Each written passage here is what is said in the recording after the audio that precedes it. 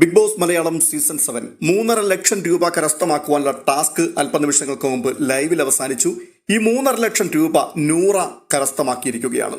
ടാസ്കിന്റെ പ്രത്യേകത, നെവിൻ ഒഴികെ ബാക്കിയുള്ളവരുടെ എല്ലാവരുടെയും പേരുകൾ ആലേഖനം ചെയ്തിരിക്കുന്ന കുറച്ച് പെഡസ്റ്റലുകൾ. ഈ പെഡസ്റ്റലുകളുടെ മുകളിൽ ഓരോ ചെറിയ ബോക്സുകൾ വെച്ചിട്ടുണ്ട്.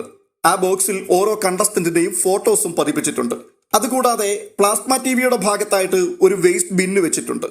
ബസർ ശബ്ദം മുഴങ്ങുന്ന സമയത്ത് ഓരോരുത്തരും അവരവരുടെ ബോക്സുകൾ പ്രൊട്ടക്ട് ചെയ്യുകയും വേണം. അപ്പോൾ തന്നെ പുറത്താക്കുവാൻ ആഗ്രഹിക്കുന്ന എതിരാളിയുടെ ബോക്സ് വേസ്റ്റ് ബിന്നിലേക്ക് കൊണ്ടുവന്ന് കളയുകയും വേണം. അപ്പോൾ വേസ്റ്റ് ബിന്നിൽ ആരുടെ ബോക്സുകളാണോ വീഴുന്നത് അവർ ഗെയിമിൽ നിന്ന് ഔട്ട് ആവുകയാണ് ചെയ്യുന്നത്.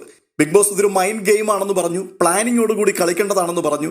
അങ്ങനെ കളി ആരംഭിച്ചു. ആദ്യം തന്നെ അനീഷ് ഔട്ടായി. അങ്ങനെ പിന്നീട് ഓരോരുത്തർ ഔട്ടാവുകയാണ്. അവസാനം വരുമ്പോൾ 3 ആൾക്കാരാണ് നിൽക്കുന്നത്: അക്ബർ, ആദില, നൂറ. ഇവിടെ നൂറ ആദ്യം തന്നെ അക്ബറുമായിട്ടുണ്ടാക്കിയ ആ കരാറിന്റെ അടിസ്ഥാനത്തിൽ ആദിലയെ പുറത്ത് കളഞ്ഞുകൊണ്ട് താൻ വാക്കു പാലിച്ചു, അല്ലെങ്കിൽ ഫെയർ ആയിട്ടുള്ള ഗെയിം കളിച്ചു. വേണമെങ്കിൽ ഇവർക്ക് രണ്ടുപേർക്കും കൂടി ചേർന്നിട്ട് അക്ബറിനെ പുറത്ത് കളയാമായിരുന്നു. അത് വളരെ ഈസി ആയിട്ട് നടക്കുന്ന കാര്യമാണ്. അങ്ങനെ അക്ബറെ പുറത്ത് കളഞ്ഞാൽ ഇവരിൽ രണ്ടുപേരിൽ ആര് ജയിച്ചാലും ഒരാൾക്ക് തന്നെയാണ് ഫണ്ട് ലഭിക്കുന്നത്. അങ്ങനെ ചെയ്യാമായിരുന്നു. എന്നാൽ അത് ചെയ്യാതെ നൂറ ആദിലയെ തോൽപ്പിച്ചു. അത് വളരെ ഫെയർ ആയിട്ടുള്ള ഒരു ഗെയിമാണ് താൻ കളിച്ചത്. എത്തിക്സിൻ പ്രകാരമാണ് നൂറ ഗെയിം കളിച്ചത്. അവസാനം അക്ബറും നൂറയും മാത്രം നിൽക്കുകയാണ്. ഇവിടെ ബിഗ് ബോസ് ഒരു മാരകമായ ട്വിസ്റ്റ് കൊണ്ടുവന്നു. അത് അക്ബറിനെ തകർത്ത് കളഞ്ഞു എന്ന് വേണം പറയാൻ. നൂറയെ നിസ്സാരമായി കീഴ്പ്പെടുത്തി അവസാനം അക്ബറിന് 3.5 ലക്ഷം രൂപ പിടിച്ചെടുക്കാം എന്നുള്ള ആ സ്വപ്നം കണ്ടുകൊണ്ടിരിക്കുന്ന സമയത്താണ് ബിഗ് ബോസ് പറയുന്നത്, നിങ്ങൾക്ക് എല്ലാവർക്കും കൂടി ചിന്തിച്ച് തീരുമാനമെടുക്കാം, എന്നിട്ട് ഒരാളിനെ വേണമെങ്കിൽ സജസ്റ്റ് ചെയ്യാം, ആ ആൾക്ക് 3.5 ലക്ഷം രൂപ എടുക്കാം എന്ന്. അക്ബറിന്റെ പേര് പറയുമോ അതോ നൂറയുടെ പേര് പറയുമോ? ഓരോരുത്തരുടെയും മനസ്സിൽ ചിന്തകൾ ഇട്ടുകൊടുക്കുകയാണ് ബിഗ് ബോസ്. പക്ഷേ ഗെയിം ട്വിസ്റ്റ് ചെയ്തത് അക്ബറുമല്ല നൂറയുമല്ല, അനീഷ് ആയിരുന്നു. അനീഷ് അവിടെ നല്ല ഒന്നാന്തരമായിട്ടുള്ളൊരു കളി കളിച്ചു. അതായത് അനീഷ് ആദ്യം എഴുന്നേറ്റ് നിന്നുകൊണ്ട് ഈ ഗെയിമിന്റെ എത്തിക്സിനെ ചൂണ്ടിക്കാട്ടി, ആ എത്തിക്സിൻ പ്രകാരം ഗെയിം കളിച്ച വ്യക്തി നൂറയാണ്, അതുകൊണ്ട് നൂറയാണ് ഇതിന് അർഹതപ്പെട്ട വ്യക്തി. വേണമെങ്കിൽ അവസാനം ആദിലയുമായി ചേർന്ന് നൂറയ്ക്ക് അക്ബറിനെ പുറത്താക്കാമായിരുന്നു. പക്ഷേ അയാളുമായിട്ടുണ്ടാക്കിയ ധാരണ പ്രകാരം നൂറ അത് ചെയ്യാതെ ആ വാക്കിനകത്ത് നിലനിൽക്കുകയും ആദിലയെ പുറത്താക്കുകയും ചെയ്തു. അതുകൊണ്ട് തന്നെ എനിക്ക് താല്പര്യം നൂറയ്ക്ക് ഈ പൈസ കിട്ടട്ടെ എന്നുള്ളതാണ്. അതെ, നൂറയാണ് ഈ പണം എടുക്കുവാൻ അർഹതയുള്ള വ്യക്തി. അടുത്തതായി അനു ആണ് പറയുന്നത്. അനു ഒറ്റ വാക്കിൽ പറഞ്ഞു നൂറയ്ക്ക് കൊടുക്കാനാണ് താല്പര്യപ്പെടുന്നത്. അനുവിന് വേണമെങ്കിൽ അക്ബറിന്റെ പേര് പറയാമായിരുന്നു. പക്ഷേ അക്ബറിനെ ഒരിക്കലും അനു തിരഞ്ഞെടുക്കില്ല.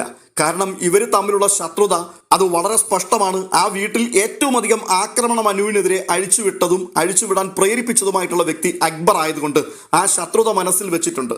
അതുകൊണ്ട് തന്നെ നൂറയുടെ പേരാണ് അനുമോൾ പറയുന്നത്.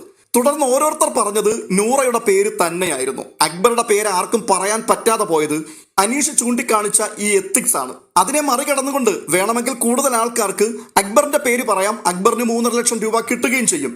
എന്നാൽ ഈ പറയുന്ന ഒരു കാര്യമുണ്ട്, ഫെയർ ഗെയിം കളിച്ച വ്യക്തി നൂറയാണ്, അതുകൊണ്ട് നൂറയ്ക്കാണ് ഈ പണം എടുക്കുവാൻ യോഗ്യതയുള്ളത് എന്ന് പറഞ്ഞു വെച്ച സ്ഥിതിക്ക് ഇതിനെ മറികടന്നിട്ട് അൺഫെയർ ആയിട്ടുള്ള ഒരു വോട്ടിംഗ് നടത്തുക, അത് തീർച്ചയായിട്ടും മറ്റുള്ളവർക്ക് ഭയമുണ്ടാക്കുന്ന കാര്യമാണ്. ഫിനാലെ വീക്കിലേക്ക് കാര്യങ്ങൾ പോവുകയാണ്. ഇവിടെ കൊണ്ടൊന്നും ആവശ്യമില്ലാത്ത ഫേവറിറ്റിസം കാണിച്ച് സെലക്റ്റീവ് ആകാൻ താല്പര്യമില്ലാത്തത് കൊണ്ട് ഓരോരുത്തർ എഴുന്നേൽക്കുന്നു. അവരെല്ലാവരും പറഞ്ഞത് നൂറയുടെ പേരാണ്. അവസാനം അക്ബറിനും ആ പേര് തന്നെ പറയേണ്ടതായി വന്നു. അങ്ങനെ 3.5 ലക്ഷം രൂപ ഇന്നത്തെ ടാസ്കിൽ കൂടി നൂറ കൈക്കലാക്കിയിരിക്കുകയാണ്. കഴിഞ്ഞ ദിവസം ആദിലയ്ക്ക് ഒരു 25,000 രൂപ കിട്ടി. അങ്ങനെ 3,75,000 രൂപയോളം അവർക്ക് സ്വന്തമായിട്ടുണ്ട്. ഇനിയും ടാസ്കുകൾ അവശേഷിക്കുകയാണ്. എത്രത്തോളം സ്കോർ ചെയ്യുവാൻ കഴിയും എന്ന് പറയാൻ പറ്റില്ല. ഫൈനൽ 5ലേക്കുള്ള ടിക്കറ്റും ലഭിച്ചു.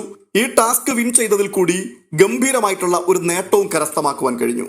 പക്ഷെ ഇവിടുത്തെ പ്രധാനപ്പെട്ട ഒരു പ്രശ്നം, നൂറ ഫെയർ ആയിട്ടാണ് ഗെയിം കളിച്ചതെങ്കിലും ബിഗ് ബോസ് അൺഫെയർ ആയിട്ടുള്ള ഗെയിമാണ് ഇവിടെ കൊണ്ടുവന്നത്. ഒരു ടാസ്ക് കൊണ്ടുവരുമ്പോൾ ആ ടാസ്കിന്റെ നിയമാവലികൾ വായിക്കുമ്പോൾ ആ നിയമപ്രകാരമല്ലേ കാര്യങ്ങൾ പര്യവസാനിക്കേണ്ടത്. എന്നാൽ നിയമം കൊണ്ടുവന്ന ബിഗ് ബോസ് തന്നെ അവസാനം ഇത്തരത്തിലുള്ള ഒരു ട്വിസ്റ്റ് കൊണ്ടുവന്നപ്പോൾ സത്യത്തിൽ അക്ബറിനോട് കാണിച്ച ഏറ്റവും വലിയ ഒരു ക്രൂരതയായിരുന്നു എന്ന് തന്നെ പറയണം. എനിക്കറിയില്ല എന്തുകൊണ്ടാണ് ബിഗ് ബോസ് അങ്ങനെ ചെയ്തതെന്ന്. എനിക്ക് തോന്നുന്നത് ഈ ആൾക്കാരൊക്കെ പറയുന്നുണ്ട് അക്ബർക്ക് ഒരു കപ്പ് കൊടുക്കുക എന്നുള്ളതാണ് ബിഗ് ബോസിന്റെ പദ്ധതി. ബിഗ് ബോസിൽ അക്ബറിന് വേണ്ടി മാത്രം ഗെയിം ഉണ്ടാക്കുന്ന കുറെ ആൾക്കാരുണ്ട്. ഷോ ഡയറക്ടർ അക്ബറിന്റെ ഏറ്റവും അടുത്ത ആളാണ്. ക്രൂ മെമ്പേഴ്സിൽ പലരുമായിട്ട് അക്ബറിന് പിടിപാടുണ്ട്. അതുകൊണ്ടാണ് അക്ബറിനെ ഇവിടെ നിർത്തിയിരിക്കുന്നത്. അനുമോളും അങ്ങനെ ഒരു ആരോപണം അവിടെ ഉന്നയിച്ചിരുന്നു. അപ്പൊ അതൊക്കെ കൊണ്ട് ആ പേരുദോഷം ഉണ്ടാകാതിരിക്കട്ടെ എന്ന് കരുതിയിട്ടാണോ അവസാന സമയത്ത് അക്ബറിനെ അട്ടിമറിച്ചുകൊണ്ട് നൂറയ്ക്ക് ഈ 3.5 ലക്ഷം കൊടുക്കുവാൻ ബിഗ് ബോസ് തയ്യാറായത് എന്നുള്ളത് ഒരു ചോദ്യചിഹ്നമാണ്. എന്നിരുന്നാൽ തന്നെയും അക്ബറിനെ ഇഷ്ടപ്പെടുന്ന ആൾക്കാർക്ക് ഇത് അൺഫെയർ ഗെയിമായി പോയി, ബിഗ് ബോസ് കാണിച്ചത് ശരിയായില്ല എന്ന് മാത്രമേ പറയുവാൻ കഴിയുകയുള്ളൂ. നിങ്ങളുടെ അഭിപ്രായം കമന്റ് ബോക്സിൽ രേഖപ്പെടുത്താം.